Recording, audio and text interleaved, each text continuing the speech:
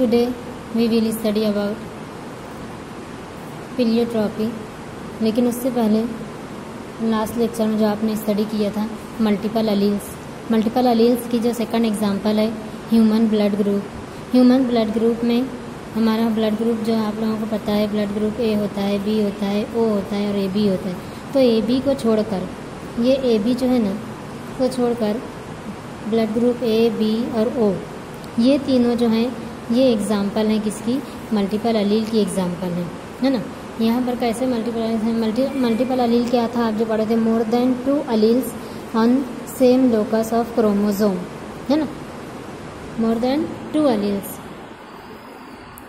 जो एक जगह पे कई यानी 2 अलील रहेंगे, 2 से ज़ायद है ना, मोर देन 2 से ज़ायद अलील रहेंगे जो ये वर्क करेंगे। तो यहाँ भी वही चीज़ है।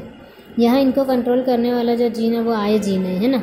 लेकिन आई जीन के ऊपर अगर आई ए है तो वो ब्लड ग्रुप ए रहेगा, आई बी है तो ब्लड ग्रुप बी रहेगा, और डबल आई स्मॉल आई है तो ब्लड ग्रुप ओ रहेगा। तो ऐसे यहाँ पर क्या हुआ, ये जो है तो क्या दे रहा है कैरेक्टर कि अगर आई है तो ब्लड ग्रुप ए हो जा रहा है, बी है तो बी हो जा रहा है, और स्मॉल आई है तो ब्लड ग्रुप ओ हो जा रहा है। तो एक जीन है जो कई कैरेक्टर यहाँ पे जो बता रहे हैं ना। अब इसी की हम फिनोटाइप और जीनोटाइप देखेंगे अगर, तो ब्लड ग्रुप ए के लिए जो ब्लड ग्रुप ए शो करता है वो कैपिटल आई रहेगा या कैपिटल आई स्मॉल आई रहेगा तो ब्लड ग्रुप ए रहेगा। ऐसे ही कैपिटल ब्लड ग्रुप बी जो है उसके लिए कैपिटल आई बी रहेगा या कैपिटल आई बी और स्मॉल आई तो ब्लड ग्रुप बी रहेगा, है ना। 2 पेयर हो रही है ना अलील की, मोर देन 2 पेयर। अब यहाँ आए है तो ये रेसेसिव रहेगा। इसमें क्या बताया है, यहाँ पर जो आए जिनका ब्लड ग्रुप ओ रहता है ना, तो उनके ब्लड में वो एक किस्म की शक्कर होती है, वो शक्कर यानी शुगर नहीं होती है, जिसकी वजह से उनका ये जो रेसेसिव रहता है ना। जिनके पास कैपिटल आई है तो उनके अंदर वो शुगर होती है। अब जो हम यहाँ छोड़ रहे हैं ब्लड ग्रुप ए बी असल में एग्जाम्पल है किसकी? कोडोमिनेंस की है। ये कोडोमिनेंस की एग्जांपल है। कोडोमिनेंस क्या है? यहाँ पे ना कोई सप्रेस होता है फुल्ली तरीके से, ना कोई फुल्ली डोमिनेंट होता है, बल्कि दोनों एक साथ डोमिनेंट हो जाते हैं ना। वो जो कैटल कलर देखे थे, रेड और वाइट, तो ये ए बी इसमें नहीं आएगा। मल्टीपल अलील में ये तीनों आएगा, है ना। इस तरीके से ये दूसरी एग्जांपल है फिनोटाइप की, जहाँ ह्यूमन का ब्लड ग्रुप लिया गया है, जिसमें क्या बताया है, ह्यूमन ब्लड ग्रुप में ये जो आए जीन है इसके मोर देन 2 अलील्स जो हैं वो एक कैरेक्टर को शो कर रहे हैं ह्यूमन ब्लड ग्रुप को, है ना। अब नेक्स्ट स्टडी करेंगे हम यहाँ पर प्लीयोट्रॉपी। ये क्या है? ये उलट रहेगा। सिंगल जीन कैन कंट्रोल 2 और मोर कैरेक्टर्स और ट्रेट्स, है ना। मल्टीपल अलील्स में क्या था? मोर देन 2 अलील्स थे, अलील ज़्यादा थे, कैरेक्टर एक था। यहाँ पर क्या है? जीन एक है और कैरेक्टर ज़्यादा है। कैसे रहेगा? अब ये सिंगल जीन कैन कंट्रोल 2 और मोर कैरेक्टर्स और ट्रेट्स। इसकी बेस्ट एग्जांपल जो है वो सिकल सेल एनीमिया की है। यहाँ भी मेंडल का लॉ प्रूव होता है। अब ये सिकल सेल एनीमिया क्या? Anaemia is one type of disease in human being में एनीमिया की डिसीज़ होती है। एनीमिया यानी कि यहाँ पे क्या होता है, ब्लड की लेस हो जाता है, ब्लड की कमी होती है, खून की कमी होती है, उसको अनीमिया कहा जाता है। उसमें ये स्पेसिफिक है sickle cell anaemia. Sickle cell असल में यहाँ क्या बताया, हमारे जो आरबीसीज होते हैं राउंड होते हैं, सर्कुलर, और आरबीसीज जो है न्यूक्लियस लेस होते हैं, उसके अंदर कोई भी न्यूक्लियस नहीं होता। आरबीसी भी सेल है, सेल रहेगा साइंस के बाद न्यूक्लियस होना चाहिए इन जनरल जो हमने स्टडी किया है। लेकिन यहाँ पर आरबीसी के जो सेल में उसमें न्यूक्लियस नहीं होता, न्यूक्लियस एब्सेंट होता है, बल्कि उसकी जगह उसकी सरफेस पर क्या दिखाई देता है, यहाँ पर राउंडेड मास दिखाई देता है, जो क्या होता है, आयरन कंटेनिंग कंपाउंड होता है, जिसका नाम है हीमोग्लोबिन, है ना। हीम यानी ये आयरन कंटेनिंग कंपाउंड है, और ग्लोबिन जो है ये प्रोटीन होता है। ये दोनों मिक्स ये कॉम्प्लेक्स प्रोटीन है हीमोग्लोबिन, जिसका काम क्या है, जो O2 कैरियर है, जो ऑक्सीजन का कैरियर है, जो ब्लड में ऑक्सीजन कैरी करता है और यहाँ से फिर सब ऑर्गन को और हर सेल को ऑक्सीजन सप्लाई करता है। तो जो पेशेंट होते हैं जिनके अंदर ये सिकल सेल एनीमिया की डिसीज़ होती है, वहाँ पर क्या होता है, तो माइक्रोस्कोपिक जब उनके ब्लड का हम रिसर्च करेंगे तो उनके ब्लड के अंदर उनके आरबीसीज जो हैं वो बजाय सर्कुलर हीमोग्लोबिन दिखने के हाफ मून लाइक दिखते हैं। आरबीसीज हाफ मून लाइक हो जाते हैं। कैसे? हाफ मून लाइक, यानी कि सीकल सेल। सीकल सेल उसी का दूसरा नाम है। ये सीकल असल में है एग्रीकल्चर में, खेती बाड़ी करने में जो यूज़ होती है, फसल काटने के लिए, घास काटने के लिए जो दराती यूज़ होती है, वो दराती को कहते हैं सीकल।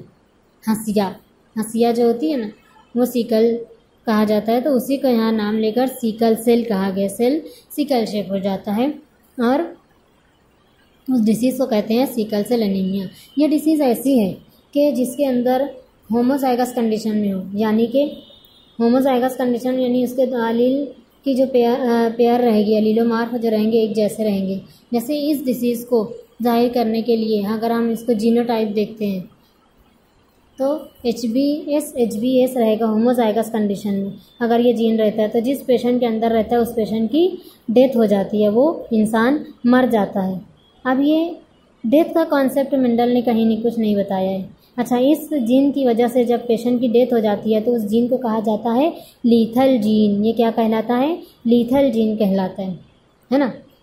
अब अगर ये नॉर्मल पर्सन में HbA रहता है, HB हीमोग्लोबिन से लिया गया HB है ना, और A ये नॉर्मल के साइन के तौर पर होता है। जो नॉर्मल पर्सन होते हैं उनका हीमोग्लोबिन इस तरीके से होता है, पूरा सर्कुलर फॉर्म में होता है, और जो अफेक्टेड होते हैं उनका हीमोग्लोबिन इस तरीके से सिकल सेल होता है ना। अब यहाँ पर भी मेंडल का लॉ प्रूव होता है। ये पिलियोट्रॉपी हम इस डिसीज़ के ज़रिए प्रूव कर सकते हैं। मेंडल के लॉ के फर्स्ट लॉ के लॉ ऑफ डोमिनेंस, उसका रेशो 3:1 के एक डोमिनेंट होता है, एक रिसेसिव हो जाता है। यहाँ पर भी वही चीज़ होगी, लेकिन बस मेंडल का रेशो यहाँ चेंज हो जाएगा। मेंडल ने जो रेशो दिया था वो क्या था? 1:3, लेकिन 3:1, तो यहाँ पर क्या हो जाएगा? 2:1 या 1:2 रेशो हो जाएगा। उसकी वजह क्या रहेगी? उसमें जो एक बच्चा रहेगा उसकी डेथ हो जाएगी, इसीलिए वो खत्म हो जाएगा, तो वो रेशो में नहीं आएगा। अब हम इस पिलियोट्रॉपी को इस सिकल सेल एनीमिया की डिसीज़ से प्रूव करते हैं। देखो यहाँ पर नॉर्मल क्या बताया है? HbA ये नॉर्मल है। HbS ये सिकल सेल एनीमिक है। और तीसरा एक मिलता है जो दोनों के दरमियान का HbA HbS जो क्या है? ये सिकल सेल कैरियर होता है, यानी कि ये पर्सन के अंदर ये जीन है HbS, लेकिन उसको वो डिसीज़ नहीं रहती है, वो सिर्फ उसका कैरियर रहता है। उसकी नेक्स्ट जनरेशन में जब उसकी मैरिज जो है ये ऐसे ही सिकल सेल कैरियर से हो जाती है अगर, तो फिर वहाँ पर ये एक्टिव हो जाएगा, वहाँ पर ये पेयर में आ जाएगा, और पेयर में आने की वजह से वो डिसीज़ होगी और पेशेंट की, वो बच्चे डेथ हो जाएगी। तो अब हम इसकी यहाँ एक एग्जांपल लेते हैं। दो जो सिकल सेल कैरियर हैं वो कैरियर को हम उसी से क्रॉस करेंगे, है ना। देखो यहाँ कैसे parent phenotype sickle cell carrier और सिकल सेल कैरियर, इनके दरमियान क्रॉस होगी, है ना। इनके फिर जीनोटाइप क्या रहेगी? कैरियर है तो HbA HbS crossed by HbA HbS। अब इसके गैमेट्स बनाएंगे। अब जाहिर सी बात है ये हेट्रोजाइगस है। सेकंड लॉ यहाँ पे अप्लाई होगा, लॉ ऑफ सेग्रीगेशन होगा, और ये गैमेट सेग्रीगेट होंगे, है ना। HbA अलग होगा, HbS अलग होगा, यानी कि यहाँ क्रोमोसोम नंबर सेम रहेंगे, है ना। ऐसे ही यहाँ पर भी ये भी हेट्रोजाइगस कंडीशन है, इसमें भी ऐसे ही सेपरेट होंगे HbA HbS। अब ये दोनों के गैमेट हो गए।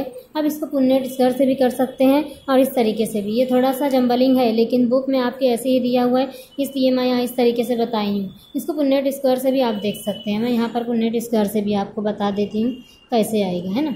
पुन्नेट स्क्वायर में क्या रहेगा?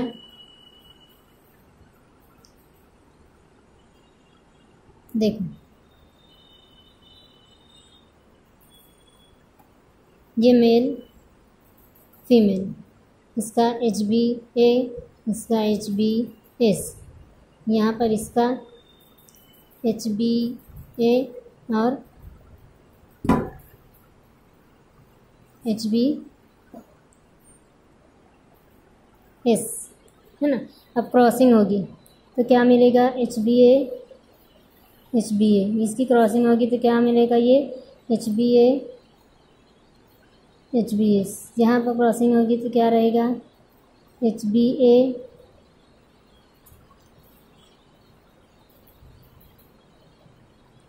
HbS। ये क्रॉसिंग होगी तो क्या मिलेगा? HbS HbS। क्या मिल रहा है हमको, एक नॉर्मल मिल रहा है ना, और दो जो है तो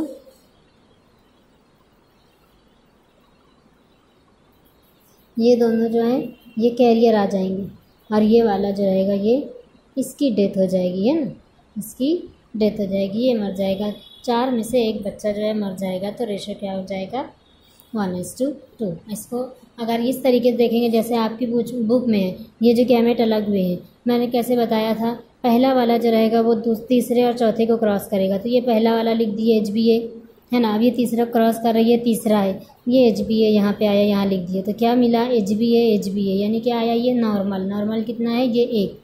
अब यही पहला वाला चौथे को क्रॉस करेगा, ये पहला HBA आ गया, इधर से चौथा ये HBS आ गया, तो ये क्या हो गया HBS आया, यानी कि ये कैरियर हो गया, है ना।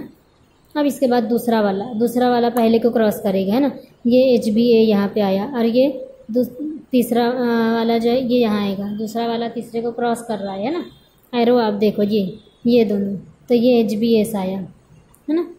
फिर उसके बाद यही दूसरा वाला चौथे को क्रॉस करेगा, ये एरो, ये HBS आया, और ये चौथा ये HBS, दोनों क्या आ गया HBS, यानी कि ये पूरा उससे अफेक्टेड है, इसकी डेथ हो जाएगी, है ना। तो ये नॉर्मल 1 है, कैरियर ये 2 है, और ये डेथ ये वाला 1 जो है इसकी डेथ हो गई यानी ख़त्म हो गया, तो ये नहीं रहेगा। क्या हुआ रेशो 1:2, किसके बजाय इंस्टेड ऑफ 3:1 क्या आया 1:2, है ना। तो ये मेंडल का रेशो यहाँ पर चेंज हुआ, पूरा उसका रूल अप्लाई हुआ, पूरा लॉ ऑफ डोमिनेंस आया, लेकिन इसमें फ़र्क सिर्फ क्या आया कि ये ह्यूमन बीइंग की डिसीज़ है, तो उसमें यहाँ पर एक की डेथ हो गई है। आप चाहे पुण्य स्तर से करो, चाहे इस तरीके से करो, रिज़ल्ट सही आएगा। थोड़ा सा यहाँ पे कंसंट्रेशन लेना है, एरो आपका सही होना चाहिए।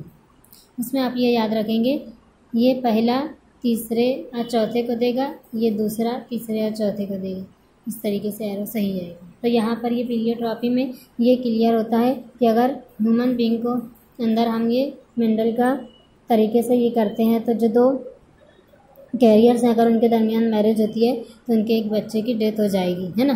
तो उनको अवॉइड करना चाहिए मैरिजेस, कैरियर से नहीं करेंगे, ताकि वहाँ पर कोई लीथल जीन ना आए और उनके बेबी की डेथ ना हो, है ना। दूसरा, इससे पीलियोट्रॉपी प्रूफ करता है मेंडल के लॉ को, लेकिन सिर्फ रेशो उसका चेंज होता है। और उसमें ये हमेशा याद रखना कि जब ये होमोजाइगस कंडीशन में है तो ये लीथल जीन रहेगा, उससे डेथ होगी। नॉर्मल जीन इसका HBA रहेगा।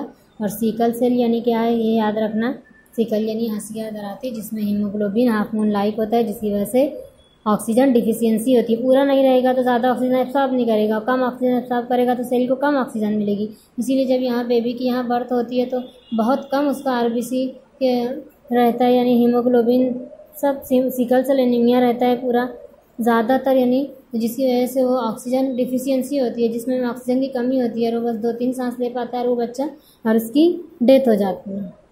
ये रीज़न रहता है, बोलते हैं ना पैदा हुआ और मर गया। तो इनसाइड रीज़न क्या रहते हैं, बहुत सारे रहते हैं, जिसमें से एक ये है कि अगर जेनेटिक डिसीज़ है तो वो बच्चों के अंदर आती है और बच्चों की डेथ होती है।